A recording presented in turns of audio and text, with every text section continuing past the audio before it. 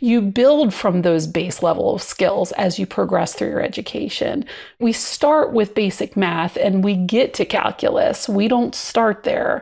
And I think that's another thing that people need to recognize is that they want to come into this thing as experts.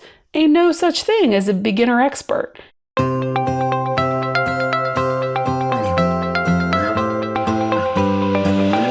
Welcome back to another episode of the Fasting Method podcast. This is Coach Terri Lance, and I am joined by Coach Heather Sugar. Heather, how are you today?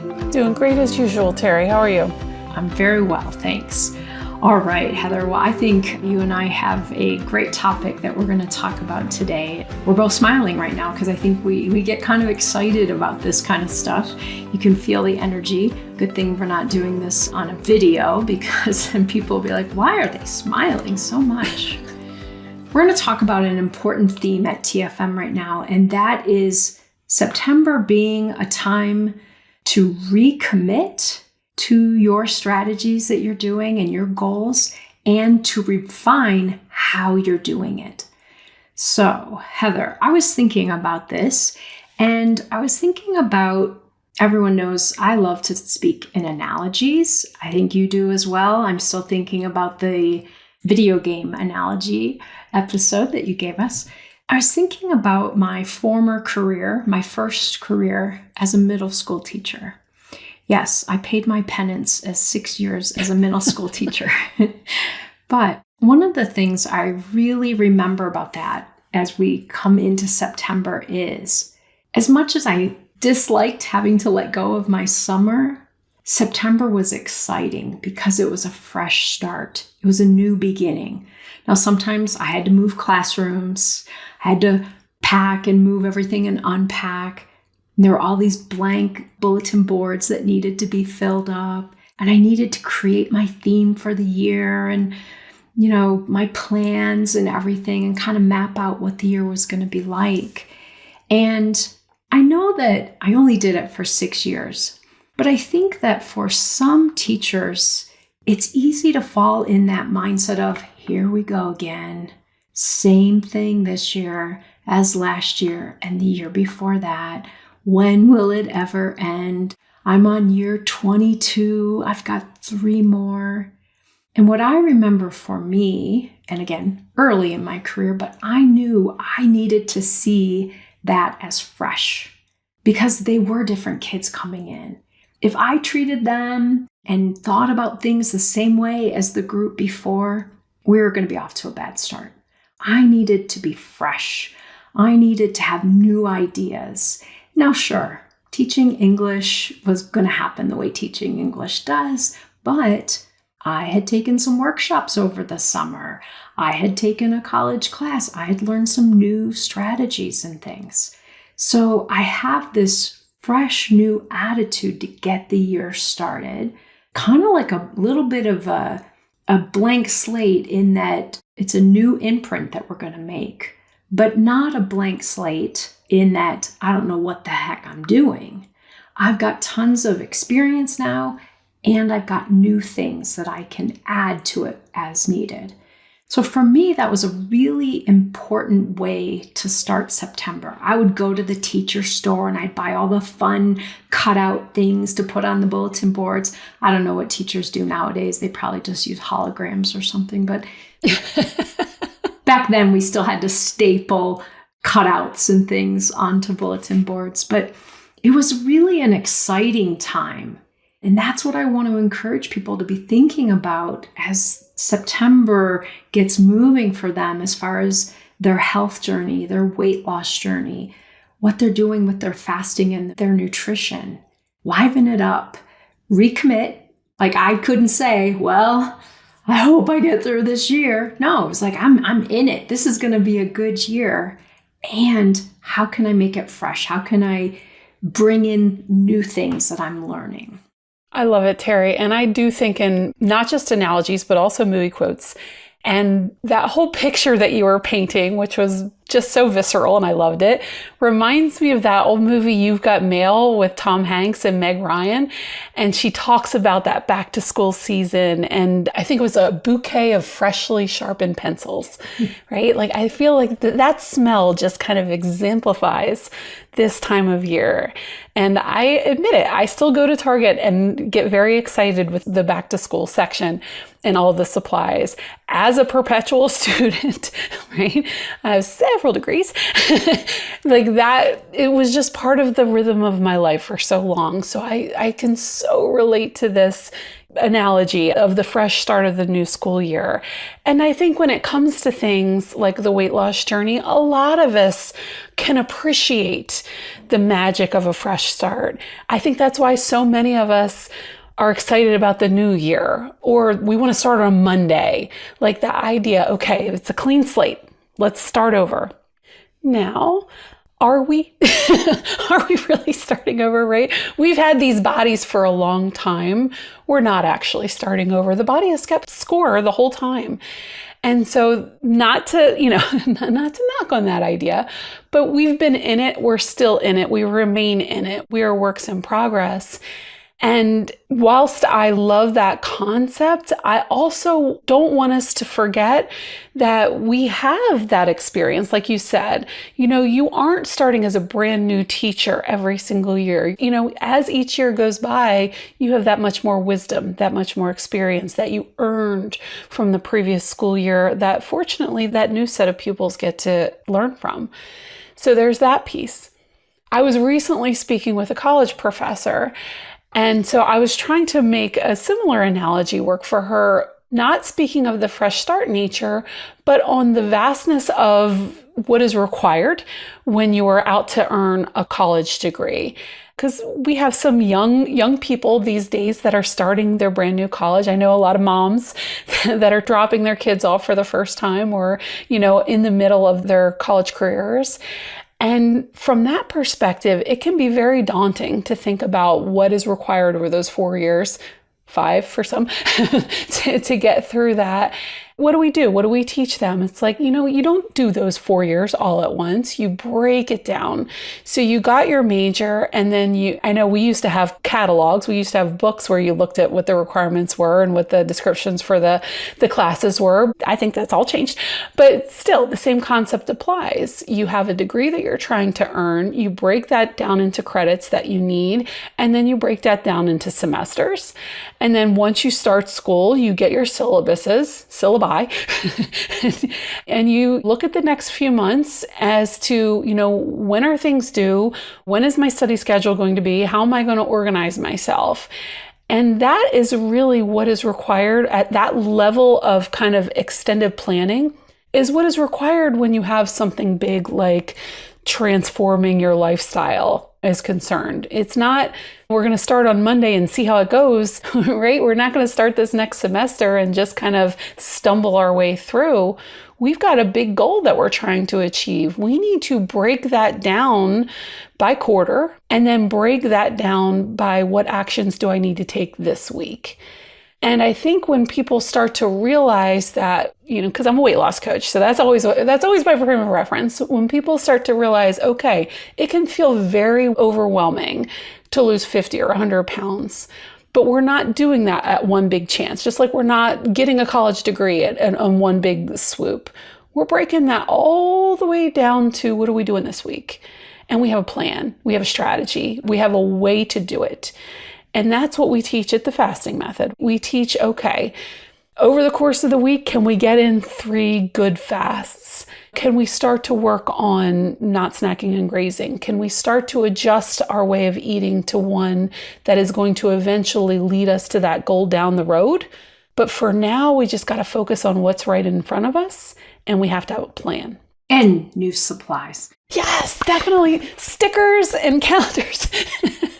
Get the gold stars. One of the things I love about the way you just described that is it's taking on a large endeavor and breaking it down into doable parts. If you were to talk to someone entering college, you would not say, 4 years, 6 more years, or whatever. You would say this semester. And yes, there's going to be a series of these, but we're going to chunk it. We're going to put it into more manageable parts. And some semesters or chunks are going to be a little more challenging for certain reasons. And some semesters or chunks are going to ease up a little bit for various reasons. Maybe they're going to take a semester abroad and they're going to get to see Europe while they're taking their studies or whatever. But chunking, I think, is a really important part of this. And I think oftentimes people come to us at the fasting method with these very large goals. I want to lose 75 pounds, or I have 160 pounds I want to lose. Let's look at it in those semesters, in those chunks. Let's focus on what's right in front of us for this whatever length of time until it's time to revise and do the next chunk so that it's not daunting. If I had thought when I started college, if I had known in my first, we were on the quarter system, if I had known in the first quarter, if I had really thought how many times I'm going to have to do this again, I think I would have wanted to drop out. But instead to just focus on, yes, there's a big path out there, but I'm going to focus on this portion of the path right now. And as I go, I'm going to, as you've highlighted, I'm going to learn things that help me on the next part of the path. And some of the next parts of the path will still be a little bit unknown because there's new stuff for me to learn about how my body's responding to this. What works for me now, what used to work for me before that isn't working the same way now. So I love that idea of breaking it down. I don't know, I'm guessing you may have done this as a student. I tend to lose my organizational skills once something really gets going. But man, when that semester started, I'd block my schedule in and I'd highlight little squares and I'd set up a plan of when what was due, kind of like people creating their fasting plan and their food plans. Really giving yourself that structure rather than, okay, buckle up because here we go. Really giving yourself that set plan of how to do this next portion. Yes. And so that you're not just day by day, just kind of flailing around, not knowing what to do next. When you have yourself organized in that way and you see, okay, today is a fasting plan and tomorrow I'm having 2 meals, you just follow the plan. You don't want to wake up every single day and have to figure it out again. It is so much better to wake up and know what you're doing and be able to just execute and not have to think of it and execute all in the same day. Coach Terri here.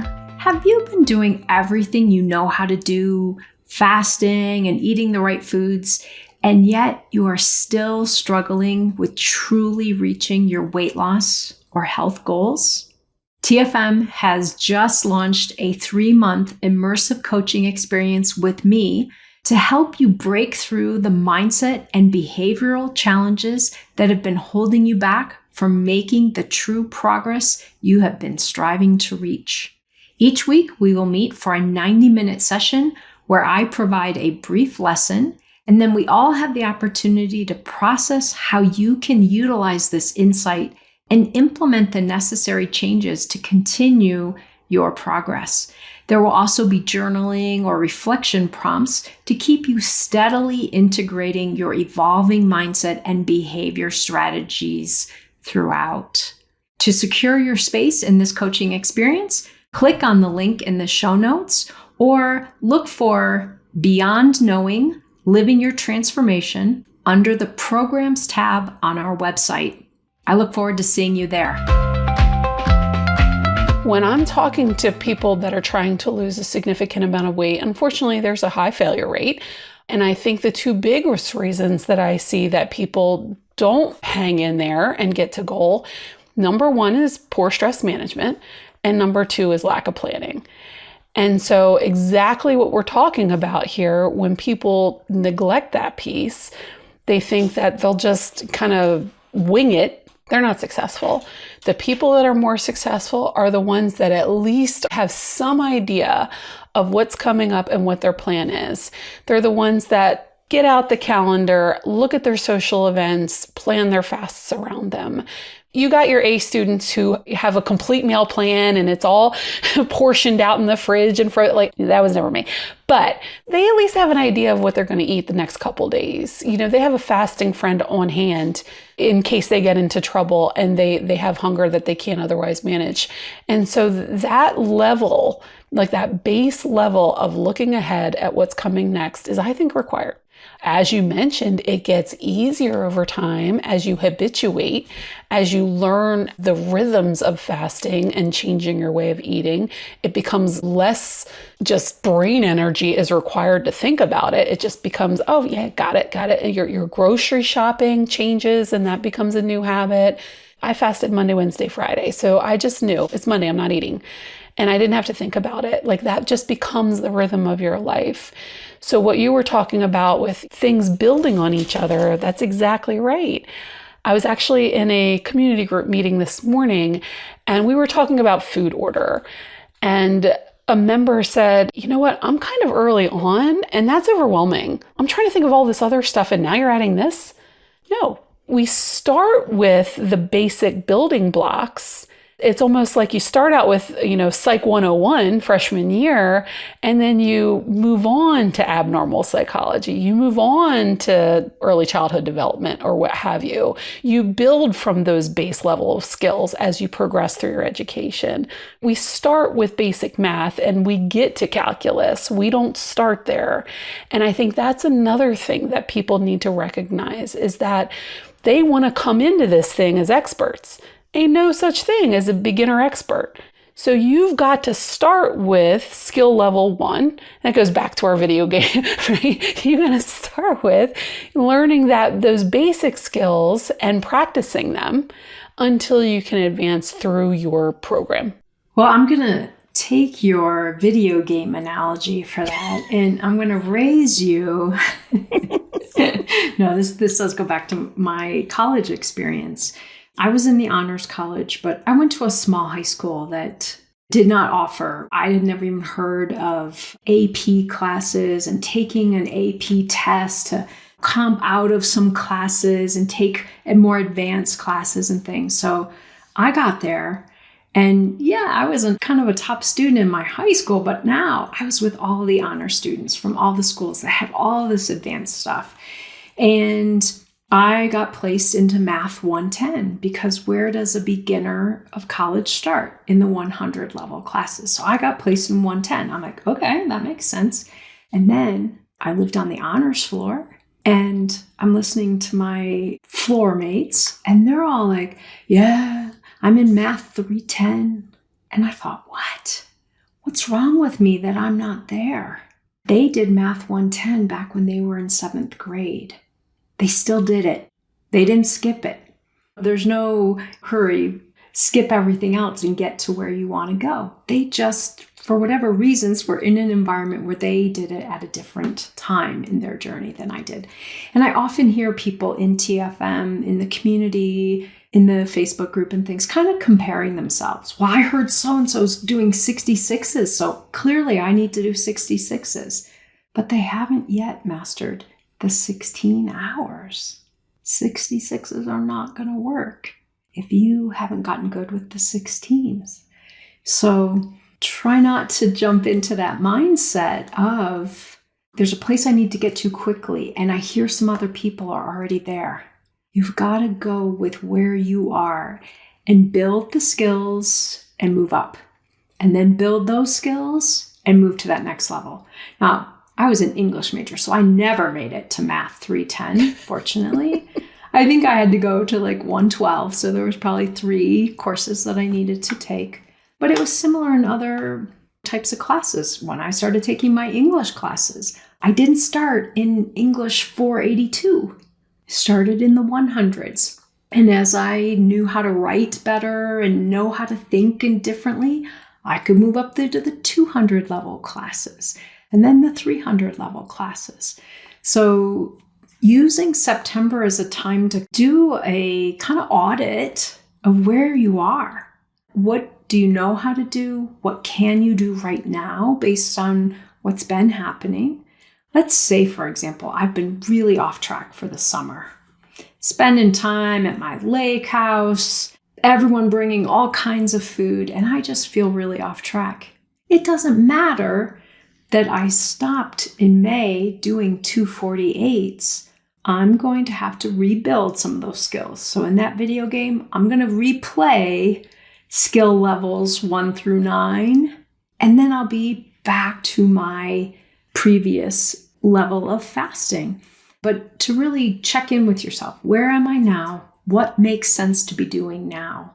Floundering like I was for the summer, that's not okay. I'm not going to keep doing that. We're here. It's a fresh start. Do I need to do some fat fasting? Do I need to refocus on TRE and not even plan any longer fasts yet? So using September, as the title kind of encourages us to think about, to recommit, audit where we are, and then refine it as we go. Refine what we need, what we know hasn't quite been working yet, or the next step that we're ready for, and keep adding to that skill set that we have. Oh, I love that so much. And I also want to pull out something that you were talking about, which is the pace issue, right? When you're seeing other people in the 300s, or you see other people that have already lost 40 pounds and you're like, I gotta quick, right? Quick. I think it is so common for people to focus so intently on how much further they need to go. They just don't do a great job at looking back and seeing how far they've come. So that's issue number one, is people not giving themselves the credit for, finishing Math 110, like getting to where they are now. When I hear people say, oh, I just did a 24, and they're just kind of downplaying that fast, which, as you mentioned, some people have to work up to a 16. And so once we've kind of gone through the first few layers, it's almost like they didn't even count. We don't give ourselves the credit for that level of advancement. That is why I'm such a huge proponent. I mentioned earlier the gold stars. I am such a huge proponent of keeping record, keeping track, so that you can see that progress, because there are other ways to feel like you're making progress and moving forward than just the darn scale. Mm-hmm. It's a lagging indicator. It is not an input-output machine in the way that we want it to be. And so it can sometimes be discouraging. Whereas if you set up a plan for yourself, and you said, I'm sure you set yourself up for the semester. Yes, I used to have a grid, and I think it was 16-week semesters. And so it would be every single week, and I would have little blocks, and it would show when my tests were due, when my papers were due, and I would cross them off as I went ahead so I could see myself progressing through the semester. And I think that is what we, as a faster, I also did that. I had my little F's, and then as I fast on my calendar, and as I fasted, I would give myself a gold star, and I would write how many hours that fast was. I still have the receipts of all of the fasts that I did, and I have the gold stars for all of the exercises that I did. I can look back for decades and see the progress that I made and the effort that I put forward for myself. And I think that that's an important thing to have, so that you can say, okay, the scale's not doing what I wanted to. Maybe I had a whole lot of insulin resistance to push through before the scale is going to respond, but I showed up. I am doing what it takes. And when it comes to this process that we're talking about, you actually need those reps to transform your behavior. You need that consistency of behavior if you want to have any chance for sustainable change. So it's not like it's wasted if the scale doesn't move. All those times that you showed up for your TRE, all those fasts you showed up for, all those daily walks that you showed up for, all of that is not lost energy. Those are all reps. Those are all votes for the person that you are trying to become, as James Clear would say. And so that's not nothing. And if you not only do it, but then track it, and you can see that progress building, I think it can really be wind on your back when times are tough. And it's not a fresh start anymore, and you're just in the middle of it, and you got a lot of exams coming up and papers due, and it feels a little miserable. You can see, well, hey, I've gotten this far. I want to keep going. And that can really be the push to help you stay on track. Absolutely. Now I'm totally picturing my folder or binder or whatever I had at the start of each quarter, because I was probably doing it as a distraction for myself while sitting in class, but I would make a little chart of how many times I had to come to this class. And then I would start checking them off. And I'm like, okay, I only have to go 4 more times. But I did do that while I was fasting. Mine was not very elaborate. I just had a little page on my phone, and I would just write the week, and then I would check off each fast that I did. But it was really helpful for me to see that. So I love that reminder for myself. Heather, you mentioned something in that last piece that I wanted to hop on, because it's like, what are you recommitting to? And I think sometimes we think, oh, I'm recommitting to something that's really hard, and we get all bogged down in that. What if you look at it something more long-term, something you're going to need all the way to maintenance and beyond is, I'm going to commit to consistency, not perfection. I'm going to commit to consistency. The payoff is in the consistency, like you said. It's not just the number on the scale, but it's all of those other changes that are happening when you are engaging in consistent behavior. I had a talk with a client a week or 2 ago, and she's experimenting a little bit right now in eating primarily carnivore for a month or so, because she's had high insulin resistance, a lot of cravings, and a lot of hunger that have just made practicing some of the other skills really complicated for her. So when I last met with her, she had been doing more carnivore eating for 2 weeks. And she was just on cloud 9, like, oh my gosh, I can't believe my hunger is so much different. My cravings are gone. I can't believe the food freedom that I feel. And then I could hear the pause, and she said, but what if I do this for a month and I don't see the weight loss? Like, already second guessing this out of fear of that marker might not change yet. And I just had to kind of encourage her, look back at all the good stuff you just shared with me. Look back at how much better you feel about how you're going to navigate each day, because the food noise got quieter, because you feel satiated. What if that number on the scale doesn't move yet in a month? Aren't all of these things worth it? And these, again, will be the consistency that eventually makes those other markers move. But so many of us, we're looking for that one so much that we abandon the efforts when we don't see it. And so really targeting, as you highlighted, those other things that show us, wow, I've been able to do TRE for 39 days now.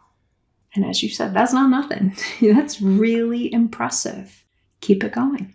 That's the win right there. Exactly. When it comes to what I talk to people about, weight loss, I always start a client relationship beginning with the end in mind, going all Stephen Covey, right?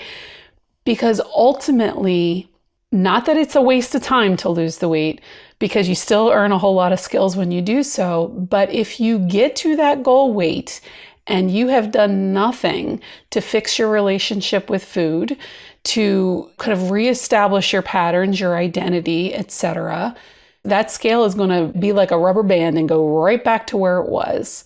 And so part of the process that I'm working on with my coaching clients is not just getting them to their scale weight. Yes, I say I'm a weight loss coach because I know that's what people want to hear. That's what I wanted to hear. But ultimately, I'm a health coach. I want people to reclaim the health that is their birthright and get them to the highest level that they can. And weight loss is usually part of that path. But if people only fixate on the scale and only are like, by any means necessary, it doesn't even stay off. Right? So a big piece that I'm working with people on is like, okay, well, when you're in a social situation and you need to practice eating a certain way that while there, the scale's probably not going to move, but you're earning that experience and that wisdom that's going to serve you, right? When you are in a circumstance where fasting is not on tap for you because you're stressed out, do not fret about the fact that the scale might not move those couple weeks. Be grateful that you have those couple weeks of TRE that are going to serve you in the end. So there is always an opportunity to practice all of the skills that you need long term in the midst of this journey, no matter what comes at you, no matter what stress, no matter which holidays, no matter which vacations, all of those are going to keep coming for the rest of your days. There's always skill advancement. And sometimes that skill advancement and those reps don't move the scale, but that doesn't mean that you aren't getting closer and closer to where you will eventually need to be. I'm going to tie that back into my middle school teaching analogy. And I feel like it would be me looking at my students' writing. I taught English and we had a writing-based curriculum.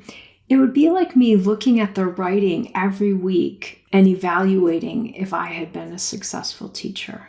They're developing, they're growing, they're learning where to implement those new ways of thinking and ways of putting it together in their writing. And I have to celebrate those wins when I see it. Like, oh, look how you used the dialogue here. That really worked well in your piece. Let's work on the punctuation a little bit and let me show you how to do this part. But if every week when I looked at their work and thought, they're not where they need to be for 9th grade. Yeah, this is month 2 of 8th grade. I've got to look at them where they are and see the successes and see the developing skills and the developing successes. Not just keep checking in. Are they there yet? Are they there yet? Because that's going to be really defeating for me as a teacher. And it's going to trickle down to them. They're going to feel really defeated because they're going to hear me. Well, you're not there yet, versus, oh my gosh, look at how you did this. That's awesome. Can I get a huge loud amen over that? Because one of the quotes that I love and I keep repeating is that failure screams and success whispers. And that is exactly it. We are so focused on how we're slipping up, how we're not being perfect, how we're not there yet, how we haven't had everything perfectly on track this week. And so we're not doing the absolute most that we possibly could at any given moment to go as fast as we can and get to goal. And oh my gosh, can we please give ourselves credit for what we're doing? And like you said, okay, the punctuation's not on board, but look at that dialogue, right? We got something to work with here. So many times I'll meet with clients and I start my meetings with tell me your wins because I realized that people would just immediately start going on about the mistakes they made and wanting to tell me every last bite that they took. The confessional. Wasn't exactly what they wanted. Exactly. Like I'm a priest. I am not ordained. I cannot absolve you, nor do you need to be. I think it's hard because I don't think it's human nature. We are negativity biased people. We latch on to what we're doing wrong. So it's something that we need to practice. We need to look for those wins, just like we would in children, just like we, try to give a dog a treat when it does what we want it to. We want to catch ourselves winning, as it were, so that we can build on that. We want to build on our wins. We don't want to hyperfixate on what we're doing wrong. And again, that college student, I'm guessing many of us, if we went to college, we had a class or two that we didn't do so well in. It's the one area in our report card or our grade point average that, we took a little hit there. We struggled in that class. I look at some of the classes that I struggled in early on in my journey and realize it was partly because I didn't yet have the skills for it. I took a course on Beowulf, an English class on Beowulf. I was so proud of my final exam essay that I wrote. And I got it back and the instructor said, next time you write an essay about the book, you might want to spell the title right. Oh, okay. So maybe I needed to work on some basic skills. But anyway, the places where I struggled the most is where I was stretching myself.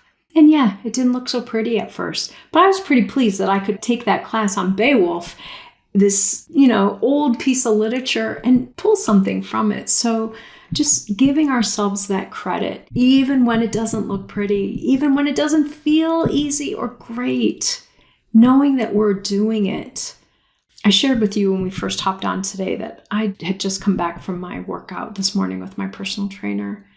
It was a really hard workout. I cannot not go into whining voice as I talk about it. It was so hard, but I'm so glad I did it. And it didn't look pretty. Didn't look pretty at all. And it didn't feel nice. But what an accomplishment. And I hope people carry that with them. You're going to struggle some in September as you're recommitting and refining what you're doing. And that's okay. We're not meant to do it all pretty and perfect. It's work. It's challenging. So get dirty with it, make it not so pretty, but engage it. Right. And stick with it because it's worth it. You come out the other end with a sense of accomplishment. And in terms of what we're talking about, better health. That's right. You don't have a better asset, right? There's nothing right, better than good health. It's worth every bit of the effort and worth fighting for. Absolutely. Well, Heather, again, pretty sure you and I could keep going back and forth with this for a long time because it's something we're both really invested in, thinking these ways. I hope this episode really lands with people and really gets you working on this recommitting to what you're doing and refining it as you go. And we will be back with another episode soon. Take good care, everyone. Make good choices.